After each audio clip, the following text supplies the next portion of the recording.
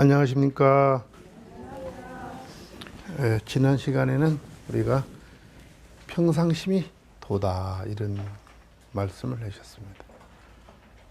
평상심은 조작이 없는 거, 의도적인 마음이 없는 거, 그 다음에 시비가 없는 거, 그 다음에 취하고 버리는 것이 없는 거, 단상이 없는 거.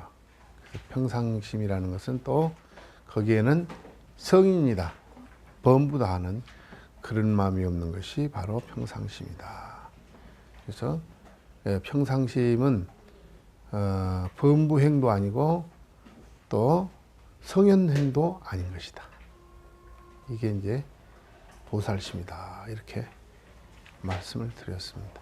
그래서 보살심은 범부가 경계를 쫓아가는 것,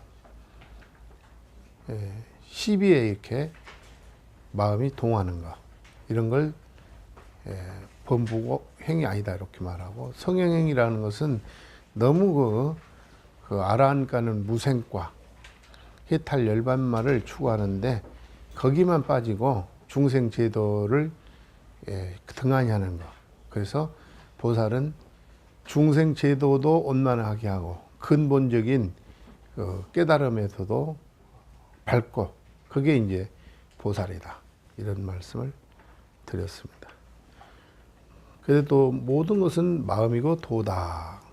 일체가 모두 다 마음의 작용이다. 그래서 행주자와 어묵동전에 전부 알고 보면은 우리 마음이 이렇게 근본이 돼서 일상사가 이루어지고 있다는 거. 그래서 우리 그것을 이름해서 마음을 법계라고도 하고 진여라고도 하고 또 침지법문이다 이런 말을 했습니다. 그래서 일체 모든 법은 마음법이다 이런 말씀을 하셨습니다. 또 그 서 있는 곳이 진실이다 그랬어요. 우리가 앉아 있는 곳, 서 있는 곳이 바로 진리의 세계고, 이게 진리, 입처즉진이다. 그래서 입처계진 이런 말을 많이 씁니다. 우리가 살고 있는 이 세계가 법계라고 하는데 이 법계가 정멸도량이 아니냐 이 말이죠. 그래서 바로 이것이 진실이고 이것이 도고 진여고 법계다 이런 말을 했습니다. 또 이제 일체 모든 법이 불법이다 이런 말도 배웠습니다. 그래서 우리는 항상 생활하고 있는 것, 이곳에서 무슨 부사의 작용이고 묘용이 거기에서 작용하고 있는 것이다. 그렇기 때문에 어느 때를 기다려 가지고 뭐 도를 이룬다, 뭐 성불한다, 이건 부대 시절이라고 그랬어요. 시절을 기다리지 않는다. 다시 말해서 현재 지금 여기 부족함이 없이 도는 전개되어 있고 우리 앞에 이렇게 정멸은 나타나 있는데 그 사람들이 그걸 모르고 자꾸 어떤 시간적인 것, 공간적인 것 이걸 가지고 닦아야 되고 수행해야 되고 한다. 시절을 기다리고 이런 생각을 갖는 것은 결국은 견성을 하지 못한 사람들이 하는 말이다. 마조록에 오면은 그런 말은 맞지가 않다. 그래서 그런 말을 또 우리 저번 시간에 공부를 했습니다. 오늘은 이제 대정멸해서 50쪽을 한번 펴보도록 하겠습니다. 부처님의 가르침은 법문의 그 지향점은 어디에 있는가? 정멸이, 열반, 정멸이 있다. 이렇게 보고 있습니다. 그래서 이제 그것을 늘 말씀드리는 거지만은 안심법문이다. 정멸이 안심이다. 이렇게. 우리 마음이 바로 정멸인 줄 알면은 그 자리가 바로 정멸이고 안심이고, 또 법문이라고 하는 것은 항상 우리 마음을 편안하게 해주는 게 법문이다. 그래서 그걸 안심법문, 안심인명이라는 말을 제가 늘 쓰고 있습니다. 그래서 정멸이라고 하는 것은 우리 선우정사도 부처님의 이제 사리를 2000년도에 이렇게 모시고 와가지고 있습니다만은 사리는 정멸의 상징입니다. 부처님이 남긴 이제 사리지만은 그건 부처님께서 열반에 든 뒤에 우리에게 남겨진 상징적인 거예요. 그래서 특히 이제 인도에 가면은 쿠시나가를 가면은 부처님의 이제 열반상이 있습니다. 열반상은 이제 이렇게 그 우측으로 이렇게 오른쪽 옆구리를 땅에 대고 누워 있는 모습. 그게 가장 편안한 모습이죠. 그게 이제 우리 불교는 그래서 평합니다. 부처님은 태어날 때도 눈미동산에 태어나시고 또 열반하실 때도 바로 편안한 모습으로, 물론 이제 앉아서 돌아가신 분도 계시고 서서 돌아가신 분도 있고, 그 돌아가시는 열반하시는 것, 입적하시는 모습도 여러 종류가 있지만은 부처님은 다양한 모습보다는 그냥 편안하게 이렇게 열반하신 모습을 우리에게 보여주셨습니다. 그리고 이제 특히 남방불교 또 스리랑카 또 이런 데 가면은 특히 열반상이 아주 많아요. 우리나라도 물론 열반상을 많이 요즘은 이렇게 모시고 있습니다만은 스리랑카 같은 데는 처처의 열반상이 모셔졌습니다. 그것은 그 불교의 지향하는 바가 바로 열반에 있다. 그래서 불교는 부처님이 살아계실 때는 그걸 유여열반이다. 또 부처님이 완전히 인멸하시고 열반에 반열반에 드셨을 때만이 그게 무열반이다. 그렇게 구분을 합니다만은 제가 볼 때는 그 살아계실 때도 무열반이고 열반 하셔가지고 반열반 해도 무열반하지 그걸 무슨 따로 이렇게 나누는 것은 맞지 않다. 이렇게 저는 늘 그렇게 생각을 하고 있습니다. 그래서 우리 그 열반 개송 있죠. 특히 법화경 사국에 여러분들 잘 아시죠. 제법종본래 상자 정멸상 불자 행도의 내세 득작벌 그런 게. 그 모든 법은 그 본래부터 이렇게 오므로 상자 정멸상이라 항상 정멸한 모습이라는 거지. 제법이 이대로가 알고 보면 정멸이라는 거죠. 제법이 이대로가. 그럼 뭐 정멸을 따로 이 제법을 여의고 정멸을 찾는다든지 그렇게 하면은 그건 이제 불교를 잘 이해 못하는 거죠. 그러니까 제법 이대로 정멸이다. 또 제법 무아라는 말도 있죠. 그래서 사실 알고 보면은 무아가 정멸이고 정멸이 무아야. 그러니까 불자의 행도이라고 할 때 그 불자가 도를 행하여 마쳤다. 이 말은 열반의 도다. 열반의 정멸의 도. 정멸의 도를 불자는 항상 마음속에 새기고 살아가는가. 정멸을 또 다른 말로 하면은 청정이라는 말이 나오죠. 청정한 마음, 청정심을 늘 이렇게 우리가 수행하고 닦아서 그걸 완성하면은 내세득작불이라. 물론 돌아가셔서 또 이렇게 부처를 이룬다고 하지만은 제 생각할 때 깨닫고 나면 바로 즉시에 바로 그 자리가 바로 부처를 짓는 곳이다. 이렇게 말을 할 수가 있겠습니다. 그래서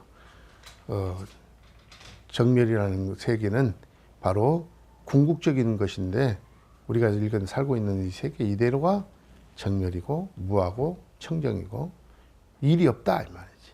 무슨 일이 있겠냐 이거지. 깨닫고 보면은. 그래서 부처님 가르침의 지향점은 무엇에 있다고요? 정멸에 있다. 정멸을 다른 말로 하면 뭐라고요?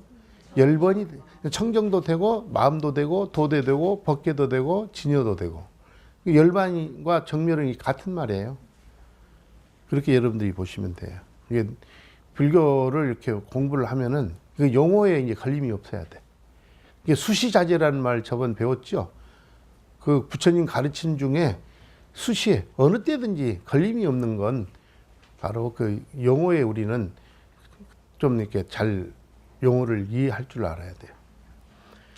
그래서 오늘은 이제 50페이지 대정멸을 하는데 부처님은 능인이라고 그러죠. 능인. 능이는 능이 어지럽다. 능하시면서도 어지럽다. 그래서 우리 우리 법성계에 주면은 의상스님 법성계 능인 해인 삼매중 그렇죠. 예. 부처님은 항상 해인 삼매 가운데 있는 거예요. 그 법성 삼매 우리 배웠잖아요. 능인 해인 삼매, 법성 삼매 뭐 이런 말을 배웠는데 부처님은 항상 삼매 중에 이렇게 계시는 거예요. 다시 말하면 이 삼매라는 건 정멸을 말하는 거예요. 정멸을. 그렇게 이제 해석을 할 수 있고, 그러니까는 능인이시니 부처님은 지혜가 있다고 유지혜라고 돼 있죠. 그래서 잘 중생들을 이렇게 이끌어주는 분이다. 이렇게 말을 할 수가 있어요. 자, 그러면 그 밑에 한번 우리가 같이 읽도록 하겠습니다. 부처님은 능이이시니 지혜 있는 성기성으로 능히 일체 중생의 의망을 파해해 주시고 유무둥의 결박에서 출리하시며 범성의 정의 다하사 인과 법이 함께 공하시어 비교할 수 없는 법밖기를 굴리시니라. 수량을 초월하시고 하시는 일에 걸림이 없으시며 사와의 쌍으로 통하시나이다. 저 하늘에 일어나는 구름처럼 문득 있다가 다시 없어지지만 하늘에는 종족을 남기지 않는 것과 같고 또 물에다 그림 그려서 무늬가 나타나지만 자치가 생기는 것도 아니고 사라지는 것도 아닌 것과 같다. 이것이 대정멸이다. 이렇게 표현을 했어요. 그래서 이제 그러면 정멸이라는 것은 뭐가 구체적으로 말하면은 뭐가 정멸이라고? 우리 마음이 정멸이다. 아셨죠? 마음이 정멸이다 이렇게 보는 거예요. 이제 여기에 이제 내용을 이제 들어가 보면은 부처님은 그런 부처님을 능이라고 하고 부처님은 궁극적인 지혜를 깨달음을 가지고 계세요. 그래서 유지혜로서 하신 분인데 아주 부처님은 밝으셔. 그래서 성기성이라고 그래. 아주 그런데 밝으시다 이 말이죠. 그래서 성기성이시니까 어떻게 하겠어요? 능히 일체 중생의 의망을 파한다고 그랬죠. 의심을 없애준다. 의심을. 또 그다음에 그 유니 무니하는 그런 등 시비, 담상, 치사 이런 양변적인 거. 특히 이제 불교는 유를 떠나고 무를 떠나요. 근데 이제 특히 이제 서구 사상 있잖아요. 서구 사상은 특히 유무를 굉장히 가려. 옳고 시비를 가려. 나는 옳고 너는 그러고. 또 그다음에 그러기 때문에 항상 아가 있고 밖에 적이 있고 아군, 적군 이런 식이 이제 서구 사상의 그 잘못된 거지 알고 보면. 그러니까 그런 사상들이 깊이 이제 숨어 있는 게 특히 기독교 사상이 그런 시비, 선악 이걸 가지고 자꾸 논하니까 서양 사람들의 의식 속에는 항상 그런 쪽으로 이렇게 하는 거예요. 항상 이게 적을 두는 거죠. 그래서 나는 옳고 너는 그러고. 그러니까 나는 옳기 때문에 너는 이렇게 사라져야 된다. 이런 식으로 이렇게 교리가 되죠. 그런데 이제 우리 부처님은 그런 유나 무의 등 그런 얽혀 있는 거잖아요. 이 박이라고 하는 것은 얼굴박이야. 그 이제 전부 이것을 출리라는 것은 벗어날 출자죠. 벗어나서 여의었다 이런 뜻이에요. 부처님은 유무를 시비, 유무, 선악 이런 것으로부터 전부 벗어나 계신다. 첫째는 중생의 의망을 파해 주시고 지혜가 있으신 분이니까.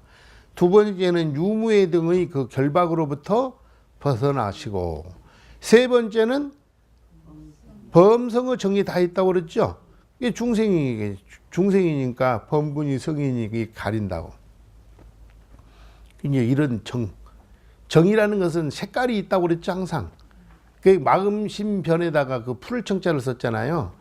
이 색깔을 말해 내가 마음속에 어떤 그런 성인이니 범분이 이러한 정의 다 해서 평등하다 이런 뜻이죠. 그 다음에 이제 네 번째는 거기다가 써요. 1번, 2번, 3번. 네 번째는 인법 구공이라고 돼 있잖아요. 인법이라는 것은 아공, 법공. 그렇죠.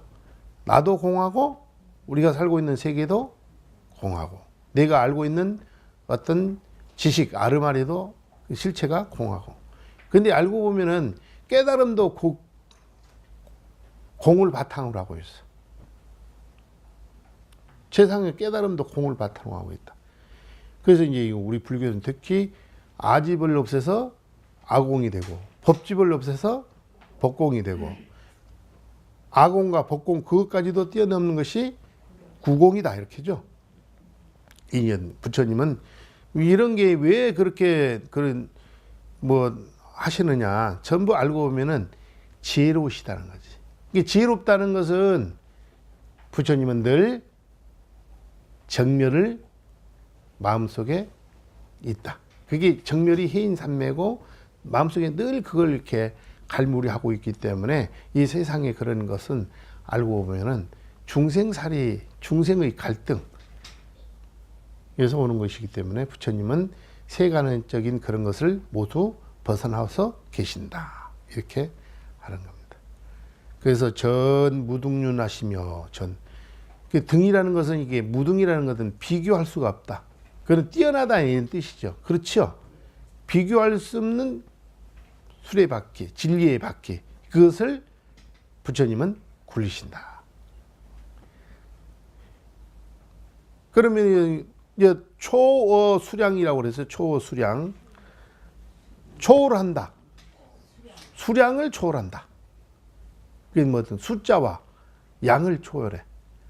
중생은 항상 마음이 헤아리는 데를 간다니까 중생이. 100이면 100, 1000이면 1000 항상 마음이 헤아리고 경계를 이렇게 보고 거기에 마음이 가고 물들고 하는 것이 중생이야. 근데 부처님은 무분별심이야. 그래서 부처님을 무분별지라고 그래요. 분별을 떠났다. 이게 수량을 초월했다는 뜻이에요. 이해하셨어요? 그러니까 중생이 아무런 많은 중생들이 생각으로 헤아리고 분별하고 그런다 할지라도 부처님의 거의 그 깨달은 그 무분별지 그것을 중생들이 헤아릴 수가 없다는 거야. 막 이 60억 인구가 한꺼번에 부처님의 그 세계를 헤아린다 해도 그 부처님의 그 깨달은 세계를 초월할 수가 없다는 거예요. 왜 그러냐면 중생은 상으로서 있고 부처님은 무엇으로? 무상으로서 계시기 때문에 그런 거예요. 중생은 상을 가지고 있기 때문에 상은 한계가 있잖아요. 근데 부처님은 상을 벗어났다니까. 여기서 말하는 수량을 초월했다니까요. 그렇기 때문에 헤아릴 수가 없는 것이 부처님의 어떤 그 정멸이고 해인사입니다. 이렇게 보는 겁니다. 그러니까는 수량을 초월했으니까 소장무예하시고 그렇게 돼 있죠. 즉 하는 바에 짓는 바에 내가 가고자 하면은 가고 오고자 하면 오고 앉고자 하면 앉고 일어서자고 하면 일어서고 또 뭐 뭘 신통을 보이려면 그냥 바로 보이는 거지. 짓는 바에 걸림이 없어. 하고자 하는 바에 모두 다 무예자재하게 그것을 전부 놔둘 수가 있는 그런 능력을 가지고 있다. 전부 이게 그 바탕이 뭘 깔고 있냐면은 심정멸을 깔고 있다. 이해하셨죠? 마음이 정멸한 것을 그렇게 부처님이 늘 갈무리하고 있기 때문에 가능합니다. 그래서 사리 쌍통이라고 돼 있잖아요. 사리. 사는 어떤 형상. 그 다음에 이는 뭐예요? 이치에 통한다. 사에도 잘 통하고 그래도 이치에도 통하고. 그리고 우리가 뭐 사리에 밝다 이런 말 하죠. 아 저분은 참 사리에 밝다 그런 말을 해요 안 해요? 그러면 뭐 사가 오면 사도 잘하고 이치에 오면 이치가 잘하고. 그러니까 그런 분들은 그러면 뭐 이치면 이치도 밝고 무슨 일을 해도 또 일을 하는데도 그냥 능통하고 그런 분들이 있어요. 그러니까 부처님은 그 두 개 다 밝다 이렇게 하시고, 그러니까 뭐 그런 것들이 뭐냐면은 마치 뭐과 같으냐면은 하늘에 구름이 일어난다고 그러죠. 그러면 하늘에 구름이 일어나면은 그런 구름이 항상 있는 건 아니죠. 구름은 여러분들이 한번 관찰을 해봐. 구름을 관찰하면 구름이 흩어져. 그래 허공만 남는다고 나중에는. 그 홀연히 구름이 있다가 다시 어때요? 없어지는 거지. 그러면 그 구름이 실체가 있는 거예요, 없는 거예요? 실체가 그 구름은 없는 거예요, 그냥. 단지 잠시 나타났다가 사라지는 거지. 근데 허공에 나타났다 하지만 허공이 구름이 나타났다고 싫어하는 마음도 안 내는 거잖아요. 그래서 여기서 구름은 번뇌를 말한다, 이 번뇌. 또 그 다음에 하늘은 뭘 말하겠어요? 우리의 마음의 정멸성을 말하는 거예요. 정멸성. 우리 마음의 청정한 그 바탕을 하늘에, 청정한 하늘에 비유를 했고, 구름은 우리 마음속에서 일어났다 꺼지는 번뇌를 그렇게 말을 한 거예요. 근데 이제 뭐 번뇌만 쫓아가면은 이제 중생 노름에 깊이 빠지는 거고, 그 번뇌를 우리가 현재 직시하고, 이 번뇌는 이게 망상이고, 중생이구나. 그런 생각을 갖고 그걸 마음속에 여의고 청정성 그것을 잘 갖추고 있으면 하늘처럼 항상 맑고 청정한 본성을 지닐 수가 있는 거지. 그런데 하늘에 유여 종족이라고 돼 있잖아요. 그렇죠? 하늘에 종족이 있다 없다? 종족이 자체가 없다는 거지. 이제 구름이 일어날 때는 일어난 것 같지만은 구름이 흩어지고 나면 구름이 없는데, 그럼 하늘에는 일어났다 꺼졌다 하는 그런 자체가 없잖아요. 우리 마음에도 마찬가지야. 마음에도 어떤 생각이 일어났다. 그러면 이 생각이 잠시 머물다가 시간이 지나면은 꺼졌을 때는 자체가 없잖아. 그러니까 본래 자체 없는 자리. 하늘처럼 모든 걸 다 포용하고 있지만은 거기에 분별심을 일으키지 않는 본성 청정한 자리. 이걸 이제 그렇게 자치가 없다고 그렇게 말을 하는 겁니다. 그럼 여기서 하늘은 뭘 상징한다고? 마음의 청정성이고, 그것을 다시 고상하게 말하면 그걸 심정멸이라고 그래. 따라해봐, 심정멸. 마음이 정멸하다는 거야. 여러분들 마음속에 한두 가지 생각이 왔다 갔어요. 평생 살면서 좀 헤아릴 수 없는 생각이 왔다 가고 그렇죠, 다. 그러니까 왔다 간 거야, 다. 그러면 왔다 간 것은 그게 내게 아니야. 내게 아니야.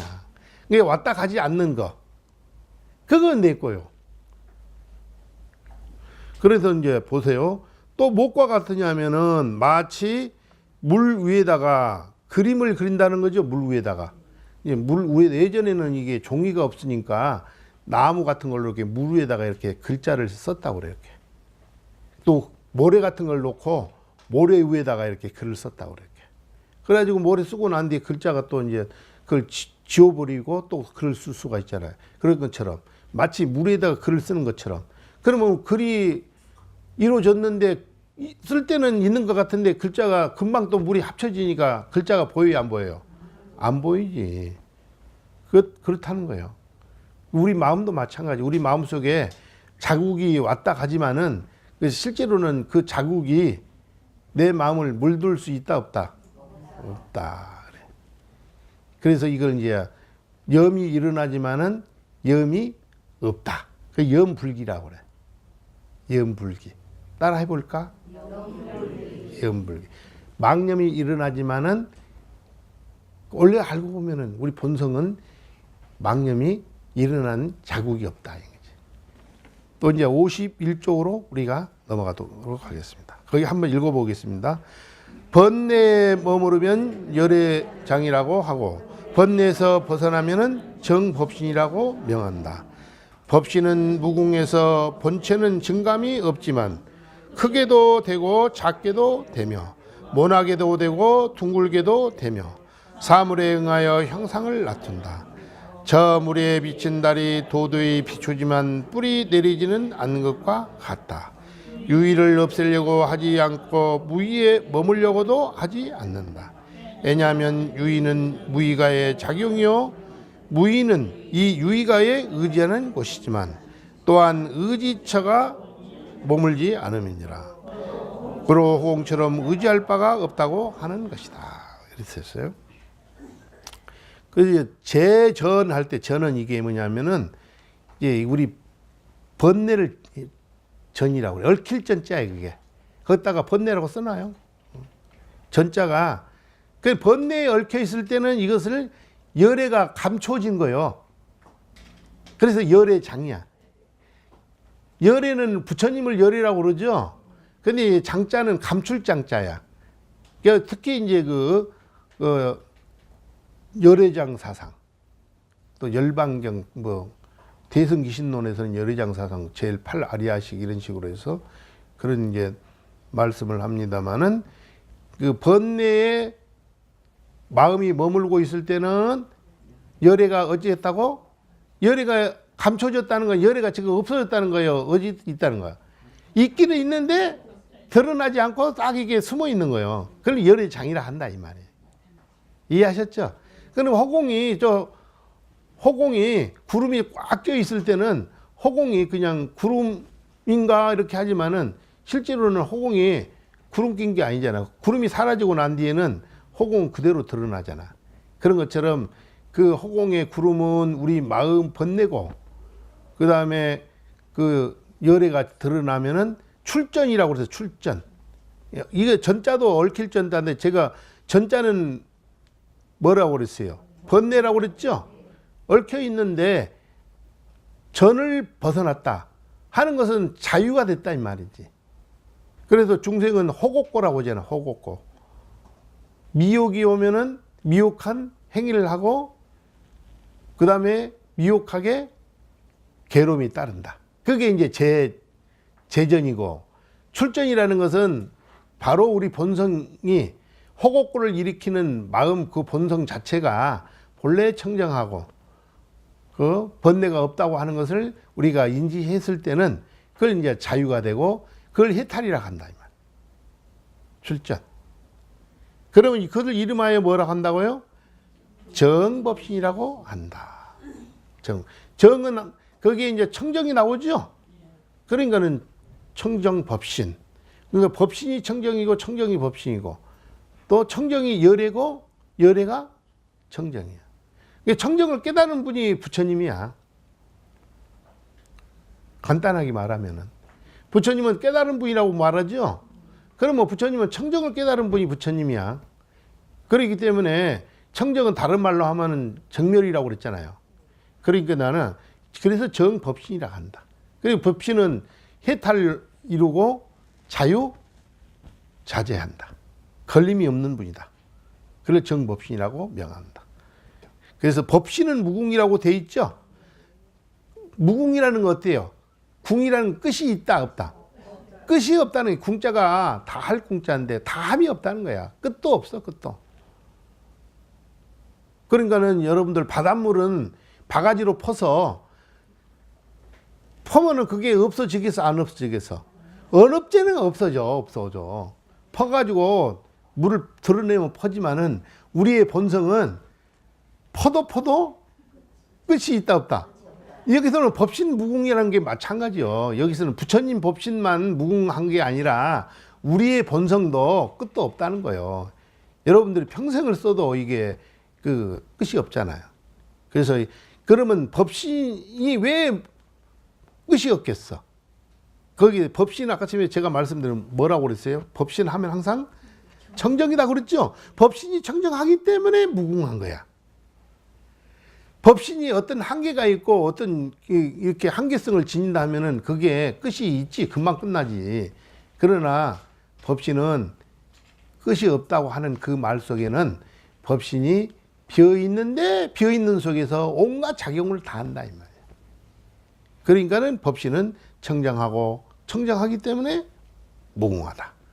그래서 체는 그렇게 쓰지만은 우리 법신은 여기서 이제 체라고 나와 있죠. 채는 무슨 채냐? 법신채라고. 위에다 법신이라고 써놨다. 위에다가. 법신채는 증감이 있다 없다? 네, 법신채는 증감이 없다는 거야.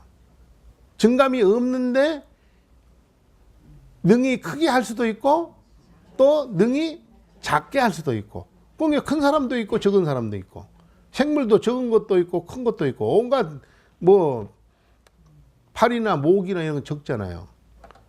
또 뭐 고래 같은 큰 동물도 코끼리도 크고, 그러면 전부 알고 보면 우리 본성을 작용해서 그렇게 나온다. 법신 본성 청정잘해서 그렇게 크게도 하고 적게도 하고, 또 방이라는 건 뭐예요? 모나게도 하고. 여러분들도 몸 중에 이제 팔다리는 몸에서 이렇게 삐쳐나왔잖아요. 이게 방이야. 응? 코도 이렇게 툭 튀어나왔잖아요. 이게 모난 거잖아요. 그래서 이게 방이 모났다고 하는 거예요. 또 그 다음에 원이라는 건 뭐예요? 둥글죠? 머리는 또 둥글잖아요. 여러분들 머리는 우리 불교에서는 또 하늘에 비유를 해. 하늘은 둥글다고 그러죠? 그러니까 머리도 둥근 거예요. 그러니까는 알고 보면은 아까 지만 청정 그 자체를, 공이나 청정을 이렇게 둥근 곳에 비유를 합니다. 그래서 특히 이제 그 아라비아 숫자라고 그러죠. 근데 아라비아 숫자 중에서도 1, 2, 3, 4, 5, 6, 7, 8, 9. 그 다음에 이제 9까지는 갔는데 마지막 이게 글자가 어디에 나와서? 인도의 공에서 나온 거예요. 그게. 0이라는 게 있지, 0. 그게 이제 아라비아 숫자가 인도 상인들하고 아라비아 상인들이 왔다 갔다 하면서 숫자를 이제 계산하면서 이제 인도에 와가지고 공을 배워가지고 제일 마지막에는 0으로 하자. 그러니까 이 숫자가 이제 돌잖아. 또 뭐 100도 되고 1000도 되고 뭐 1001도 됐다가. 그게 이제 공을 넣으니까 이게 숫자도 그냥 원만하게 된 거예요. 0. 네. 그렇지. 0이 공이 그렇죠. 그렇다는 거예요. 그래서 예, 우리 불교원을 불법, 신법, 공법 이런 말 썼죠. 그렇게 말을 하고 있습니다. 그래서 응물현현이라고 그랬죠. 물건에 응해서, 그러면 형체를 낮춘다는 거지. 자기의 어떤 그 마음가짐, 마음이 좋게 쓰면은 뭐 파리나 모기나 깔따구 같은 거 조그마한 벌레가 되는 거고, 마음을 넓게 쓰면은 덩치 큰 거이 되고, 그런 거예요. 다 그게 다 이게 마음을 점을 찍는 게서 생명이 생긴다니까. 생명이, 자기가 생명을 사람이 될 만한 그 짓을 하면은 사람이 되는 게고, 점을 찍었으니까. 또 고기가 될 만한 성품을 지니면 고기에다 점을 찍으면 고기가 되는 거고, 다 그런 거예요. 그게 업 따라서 우리가 보호를 받는 거잖아요. 그래서 이게 응물현현이라고, 따라해봐요. 응물현현. 물건에 응해서 형체를 낮춘다. 그런데 이제 이걸 비유하기를 수중오리라고 돼 있죠. 물 가운데 달과 같다. 그런데 물 위에 달이 그냥 천지가 달이지. 여러분들 배를 타고 달밤에 한번 가봐. 그러면 달도 딱 같이 따라와. 왜 저쪽에다 놔야 되는데 그 배를 따라가냐 이 말이지. 이게 도도히 그렇게 흐른다 이거 달에. 도도 운용이라고 그래. 그걸 도도 운용. 그래서 불입 근전이라, 수중의 달과처럼 도도 운용하는데 그 물속에다가 뿌리를 내리지 않는 것처럼. 근데 사실은 여러분들 마음도 어디 뭐 번뇌나 이런데 뿌리를 내렸어 안 내렸어? 안 내렸어. 우리 이렇게 잘 알까 아주. 이 선우정사 불교당 나오신 분들은 너무 잘 알아. 뿌리를 내린 것 같지만 사실 뿌리를 안 내린 거야. 그냥 지나가지요. 네. 그래서 다른 우리 마음에 이렇게 비유를 하고, 아셨죠?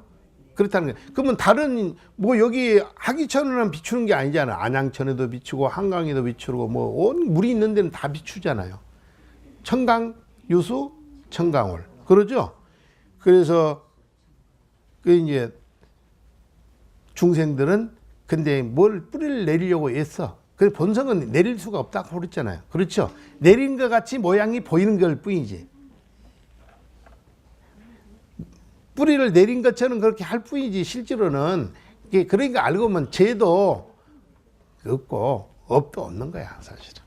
본성이 공한데 뭐 거기에 일어나는 죄나 본성 그 업이 거기 따라오겠어. 근데 중생들은 그냥 거기 나는 죄가 무겁다, 업이 무겁다, 또 그렇게 하면 그건 우리 저 마조어록과는 조금 어긋나는 거지. 그래서 부진유의하고 유의를 다 하려고도 안 해. 유의라는 건 뭐예요? 우리가 보이는 형상이잖아요. 이해하셨죠? 우리 마음작용도 유의가 되는 거고, 우리가 드러나 보이는 형상 이것을 없애가지고 어떻게 공을 만들고 그런 게 아니다 이 말이지. 그냥 그대로 그냥 보는 거야. 관찰하고. 유의가 무의니까. 또 그 다음에 어때요? 부주무의라고 그랬죠? 무의에도 주하지 않는다. 그 우리 청정한 자리, 우리 마음이 청정하고 공한 자리를 무의라고 그렇게 말을 해. 근데 거기에도 머무르면 안 된다는 거지.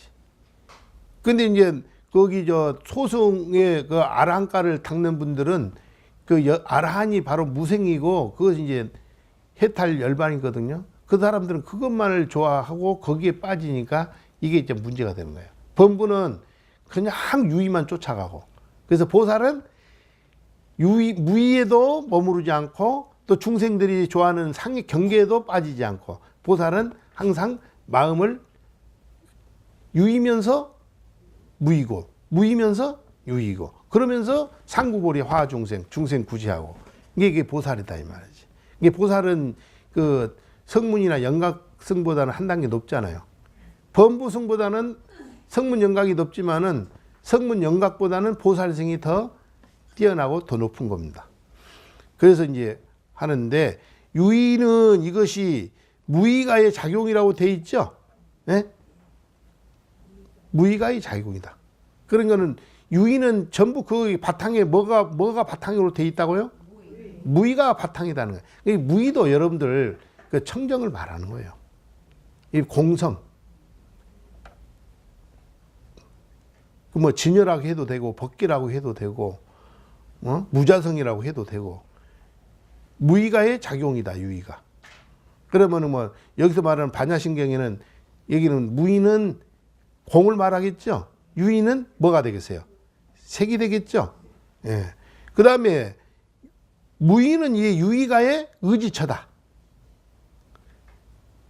유의가가 의지하는 곳이다 이게. 무의는 유의가가 항상 그 무의로부터 유의가 나오는 거예요. 그러니까는 의지처다 이 말이지. 이해하셨어요? 예. 이나 부주업에 의해서 의지하지만은 유의가 무의에 의지하지만은 의지하는데도 주하지 않는다 이게. 의지하는데도 머무르지 아니한다. 그 다시 말해서 무의라고 하는 상을 일으킨다 안 일으킨다? 안 일으킨다 이 말이지. 이 삼라만상이 전부 무의의 작용이라니까. 그래서 건강에 나와 있잖아요. 일체 현성이 무의 차별이다. 네? 이유 차별이라는 말이 있죠. 근데 전부 이제 알고 보면은 그런 게 무의를 바탕으로 하고 있다 이 말이죠. 그래서 의지하는데도 주하지 않는 것을 이름하여 마치 허공이 의지하는 바가 없는 것 같다 이렇게 표현을 한다는 거지. 허공이 어디에 의지하지 않잖아요. 예. 근데 알고 보면은 사물도 어디에 의지하지 않아. 그 왜? 유의가 무의의 바탕하고 있다니까 무의를. 그런데 머무르고 있지 않다 이렇게 보고 있습니다. 그래서 여기서 유의와 무의는 이것이 한 덩어리다. 한 덩어리다. 그래 번뇌에 머무르면은 열애가 숨어버리고, 번뇌를 벗어나면은 열애는 법신은 나타나고. 그렇죠. 무위법은 불법이고 유의법은 중생의법이고 그 중생법은 생멸법이고 번뇌의 법이고 그래요. 그래서 세계 모든 사상과 종교나 이런 것 전부 알고 보면은 그의 유의법이고 또 그 바탕에 뭘 깔고 있다? 번뇌를 깔고 있다 이거.